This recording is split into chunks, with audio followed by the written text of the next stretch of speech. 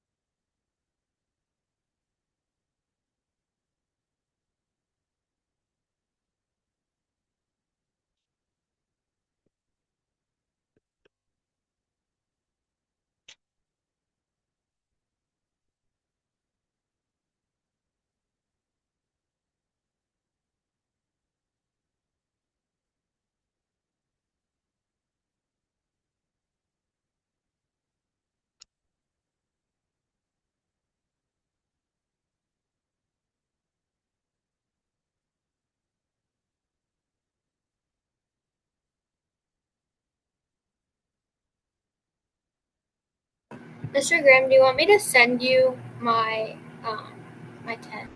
Yeah, you go ahead and send it to my email. Okay.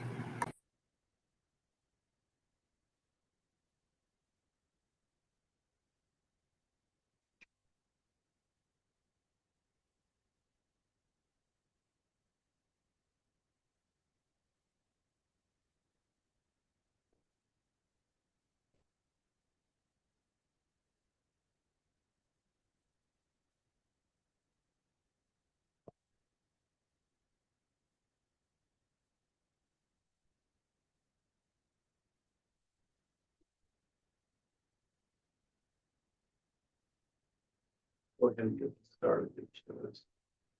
Couple minutes here.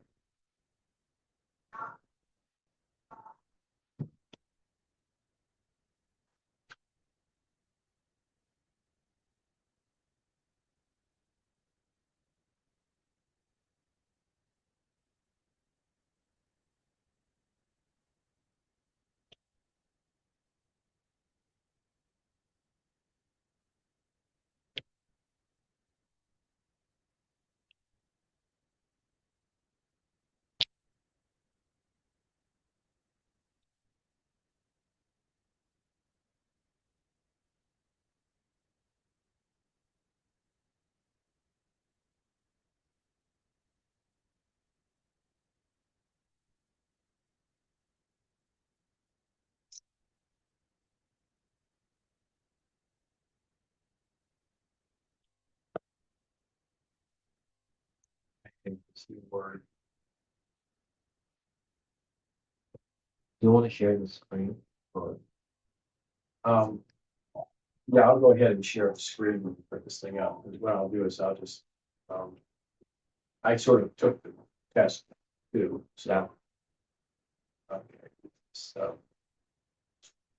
Share the screen here.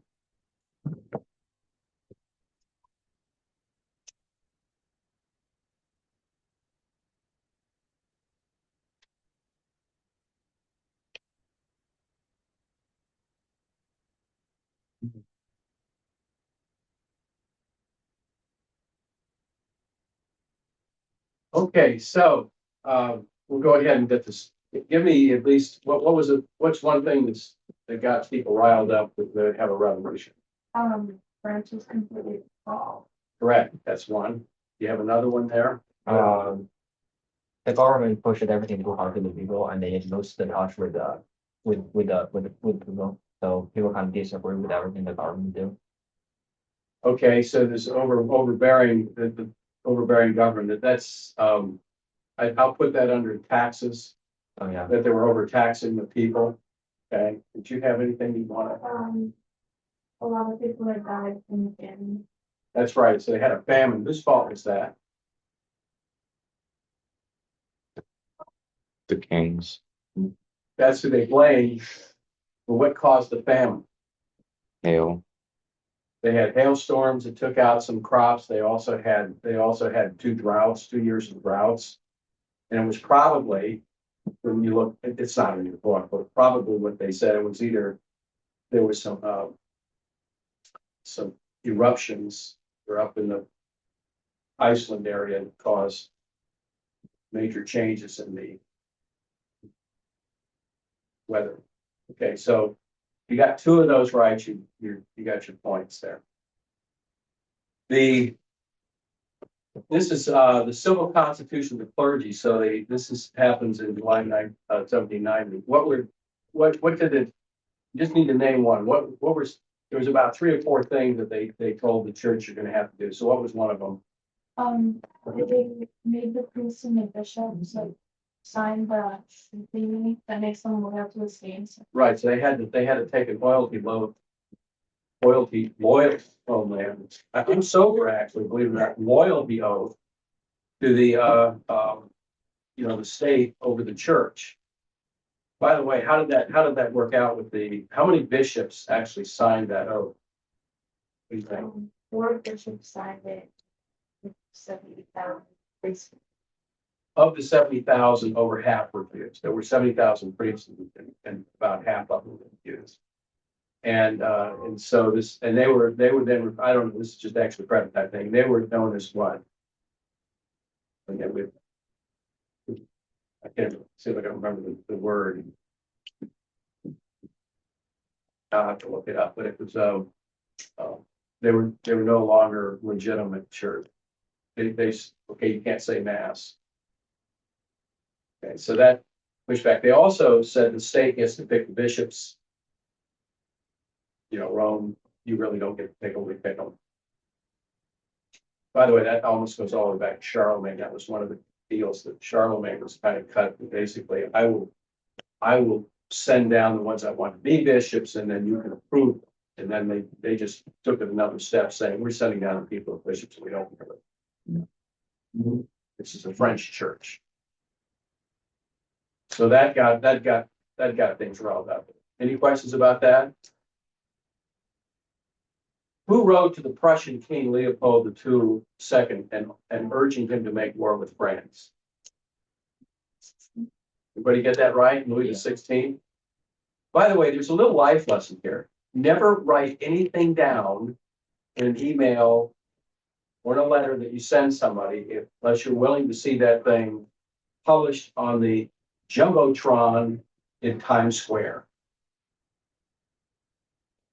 I am absolutely gobsmacked. I have to deal with a lot of people and what they will actually put in writing and send out, and they go like, you realize, of course, that's libel. Anybody, what's libel? I said, okay, you need to have some basic education. Okay, but anyway, rule of thumb, and because the other thing, it could just be a calumny. And once you throw this stuff out there, it's hard to get back. Hard to take back. And there's things I've said I wish I hadn't said. You know, also in the chat box, right? Yeah. Yeah, throw stuff in the chat box. It's out there. No. Sometimes you just need to keep our pie hole shut. In 1772, who was the first to declare war, and who did they declare the war against? Who declared war? You want to try? You're getting off. Who declared war first? France, Yes. And who did they declare war against? Austria. Correct. You know one of the things that's kind of interesting about France? Every time you're going to see this all the way through Napoleon. They always, it's like, I don't know, is this like beating on my chest? I declared war first. I think that is like the dumbest thing ever. I mean, we had in World War II, the United States went through a whole lot of trouble and a whole lot of, almost machinations to try to make sure that they declared war on us first, and then we are going to respond. Because we just think it's a better way of handling it than you going out and declaring war first.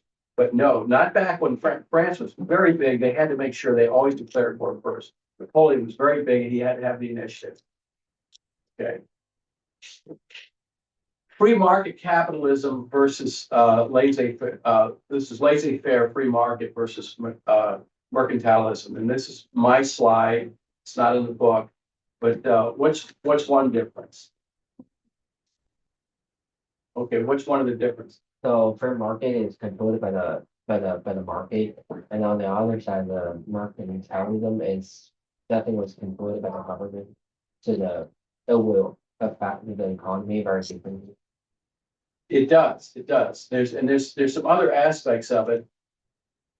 I hope you guys will go back and take a look at the slide, because this is one the book had completely wrong in terms of how this thing worked. So mercantilism denies free will. That is, the state's going to be doing this. You can't make the decisions on your own, whether you're going to work, who you're going to work for, how much you think you should be paid. It's all going to be dictated by the state. Dualism, well, that's getting into theology. They're almost all mercantilists think their mission in life is to create paradise on earth. They're not like motivated out, sometimes out of greed, but a lot of times they're very idealistic, and the state is going to do a better job of allocating resources than the market, because people are stupid and they can't do this. This is a big one. Winners versus losers. Mercantilism looks at as the wealth is a fixed pie, And we're just competing over that fixed pie, whereas, free market considers it wealth you can grow wealth. We can cooperate and actually all do better. So it creates wealth. Mercantilism, as you pointed out, inclines towards statism. It's very top down. Okay, and then this is the other side of that slide. We accept free market. I'm a free market guy. Accepts free will. It actually confines a lot more to Catholic Orthodox. Later on, you'll see when we get into the late 1800s, very late 1800s, this is after Karl Marx has showed up, the popes actually condemn this sort of like state-controlled governments in papal bulls. They come out and just say, no, this is wrong. And they don't say laissez-faire free market, but that's basically what they're not promoting one thing, but they're condemning basically the opposite of the free market. And then 40 years later, a pope comes up and basically Quasimodo, whatever it's 40 years later, comes up and reiterates that. This is now right after World War. No, right before World War II. Anyway, so he comes up and reiterates that. It encourages competition, but actually it also encourages cooperation. In mercantilism, you're going to cooperate because the state says you're going to cooperate. Free market, we're going to cooperate because you and I both decide we're going to cooperate. Right. And there's much more. Anyway, hope you guys will. Did anybody get any of those right? You got some? Yeah. Okay. Thomas, did you get One is inheritance based as well. what now? One mercantilism is usually inheritance based. Like if you're born into it, like nobility and stuff. Okay. Yeah, well, I'm going to put that under the statism sort of thing, because basically what happens, you have a split privilege group, and what they're trying to create barriers to competition to protect their privilege. Right? And you're going to see that in crony capitalism too. And you have people that they're capitalists, but yeah, okay, in name only type thing.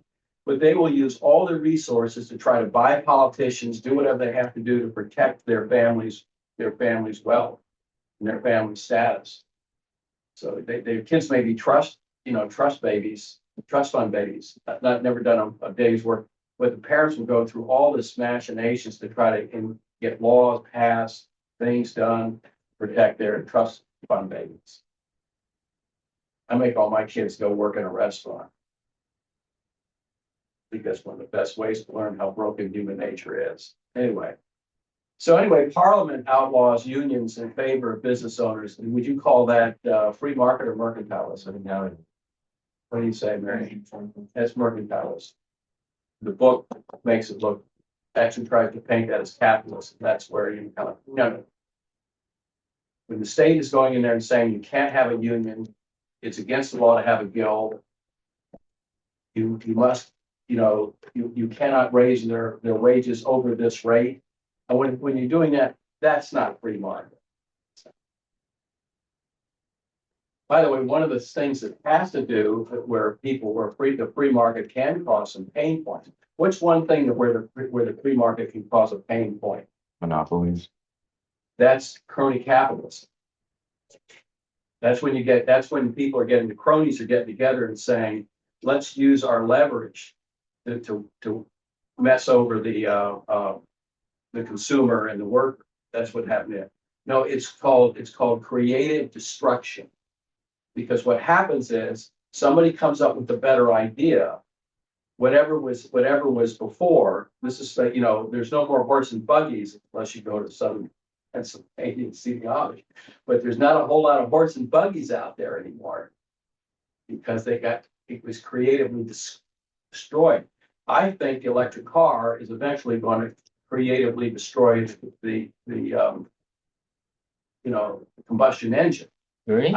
Yeah, not right away, but it's coming. They're coming up with better batteries. They're coming up with better. I mean, it'll eventually happen. Maybe 100 years from now, 200 years from now, Now, I'm still owning a combustion engine. They're gonna have to prove to me the economic benefit. And I want to be able to drive at least 600 miles between charges.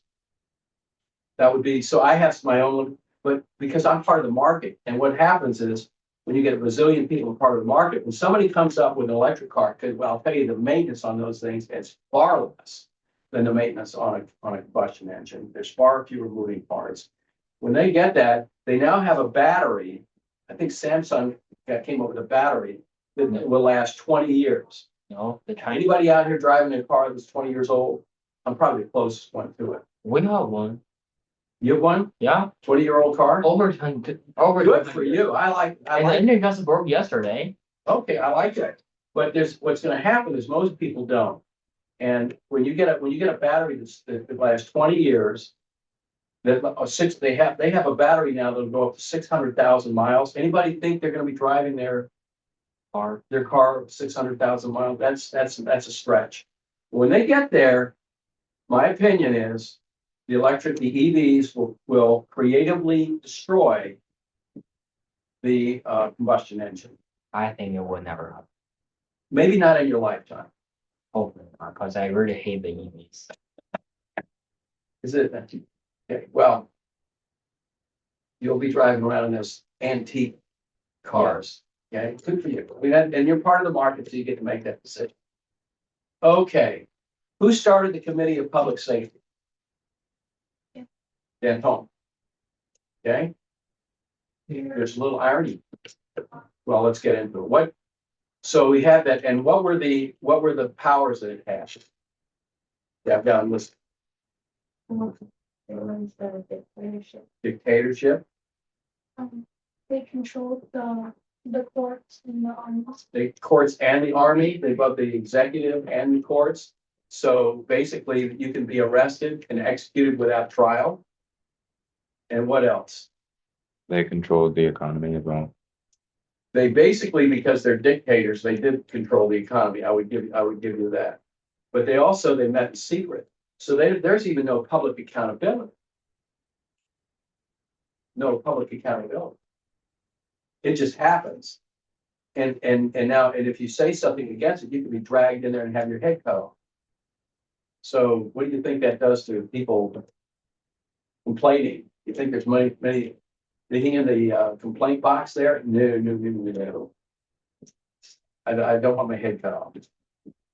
Why did the people in Vendée revolt against the revolution? Because they heard about what the committee was doing to the church. Yes, and basically, specifically, it was that civil constitution of the clergy. That's what really pushed their button.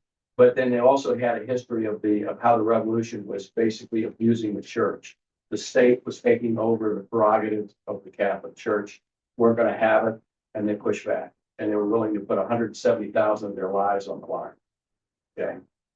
So then Robespierre takes control, and what does he do to the French economy? Turns it Turn into a into a war war. economy. Turns into a war economy. And so you're basically going to draft everyone from base up from like 16 to 28.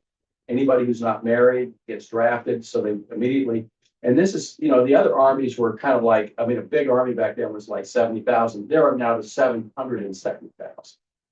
So just a huge army compared to what the competition was doing.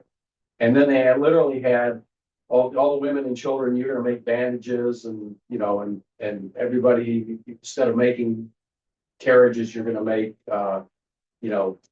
guns. So they just completely turned into a war economy. I know what Hitler did in the 1930s. Just saying. And the Soviet Union. In the Soviet Union, basically war economy. What's the 3-word motto of the French Revolution? Return the quality of liberty. In the reverse order, but that's Yeah, true. oh, In the yeah. reverse order, but that's true. And they added that fraternity is kind of like some moral lipstick, because it wasn't really part of their declaration, their original declaration, but they added that. Each one of you, I want you to give me an example of where one of those, the Committee of Public Safety contradicts one of the words in that motto. What did they which one would you say? That it wouldn't really be fraternity because, you know, they've been accused and turned in people part of the revolution and said that they were reporting on it and they.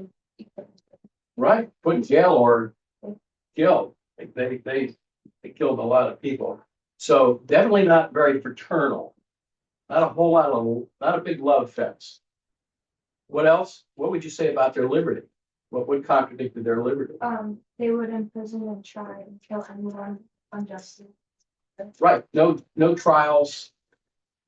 You don't have, you're done. We don't like the way you look. That's not liberty.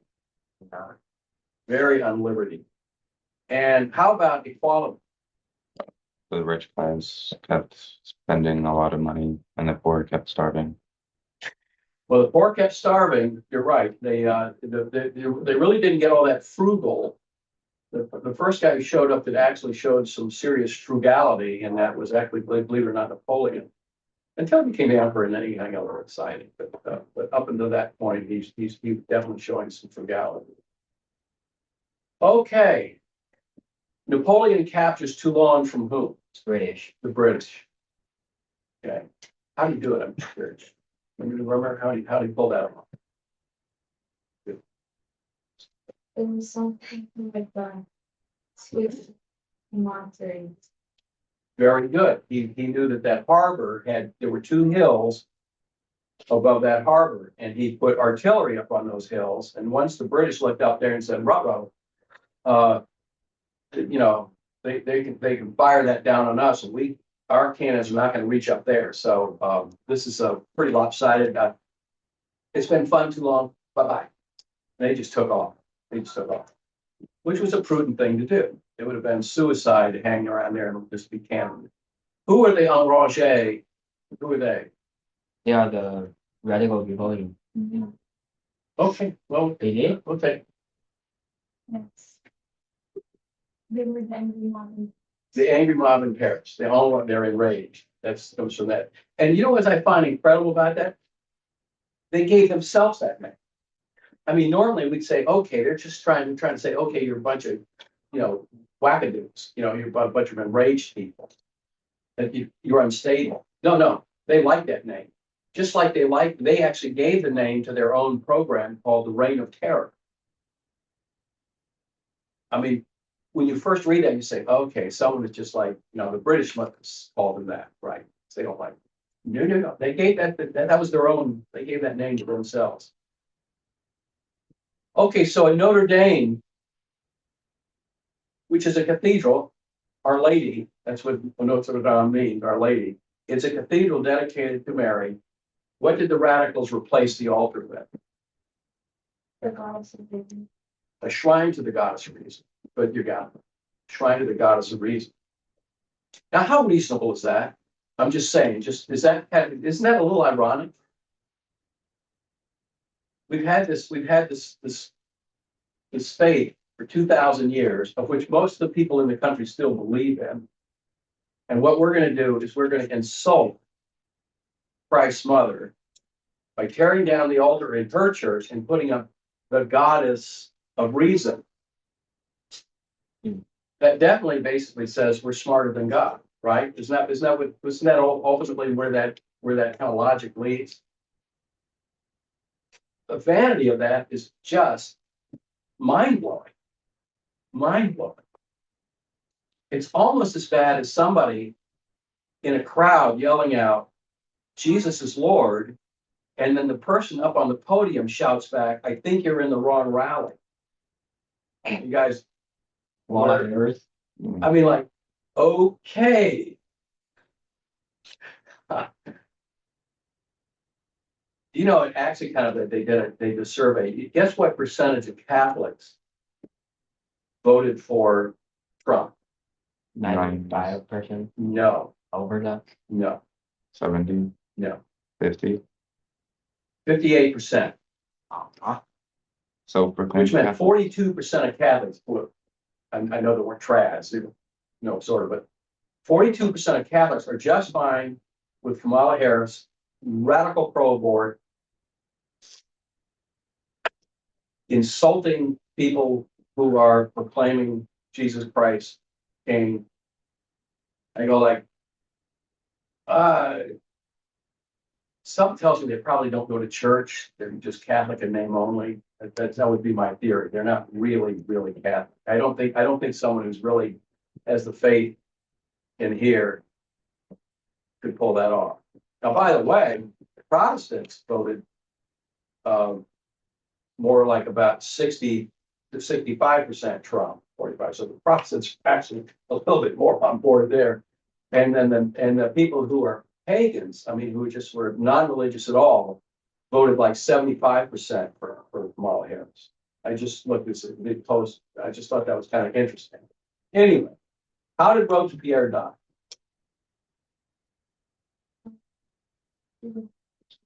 By the guillotine. Yes, they took him out, and so you know what, karma, baby. Be careful what you ask for. And then who saves the revolution and the convention from the moderates' insurrection? Napoleon. This is the setup for him becoming the hero of the revolution, and then he becomes the alpha male, and eventually will basically reestablish the crown as the emperor. Okay, it's time to go.